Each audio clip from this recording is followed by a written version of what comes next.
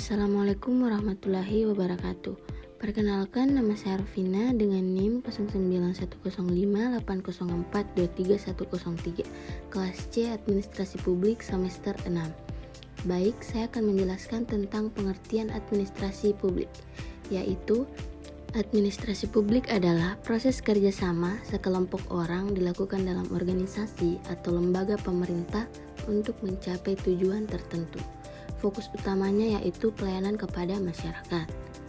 Selanjutnya, administrasi sebagai ilmu administrasi publik, yaitu mempelajari kegiatan dalam organisasi publik menggunakan teori dan konsep administrasi, dan berkaitan dengan ilmu lain yaitu yang pertama politik, yang kedua ekonomi, yang ketiga sosiologi, dan yang keempat psikologi.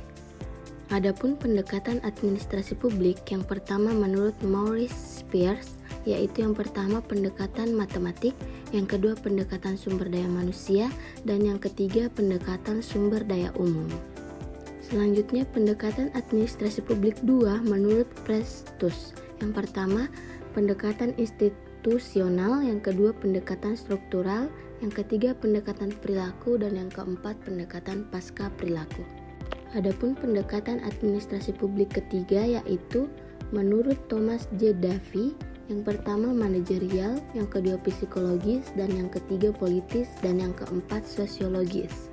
Pendekatan administrasi publik keempat menurut C. L. Sharma, yang pertama proses administrasi, yang kedua empiris, yang ketiga perilaku manusia, yang keempat sistem sosial, yang kelima matematik, dan yang keenam pengambilan keputusan. Selanjutnya kekhususan administrasi publik menurut Hayden. Yang pertama tidak bisa dihindari, yang kedua mengutamakan kepatuhan, yang ketiga memiliki prioritas, dan yang keempat ada pengecualian, yang kelima bersifat politis, yang keenam sulit diukur. Adapun identifikasi administrasi publik terdiri dari yang pertama administrasi, yang kedua pemerintahan, yang ketiga organisasi publik, dan yang keempat sikap administrasi, yang kelima proses khusus, dan yang keenam aspek publik. Adapun peranan administrasi publik, yang pertama stabilitas masyarakat, yang kedua kunci masyarakat modern, yang ketiga mendukung pembangunan nasional, dan yang keempat mendorong perubahan sosial. Adapun krisis identitas administrasi publik menurut Nicholas Henry, yang belum ada kesepakatan sebagai ilmu harus memiliki yang pertama paradigma teoritis dan yang kedua teori inti.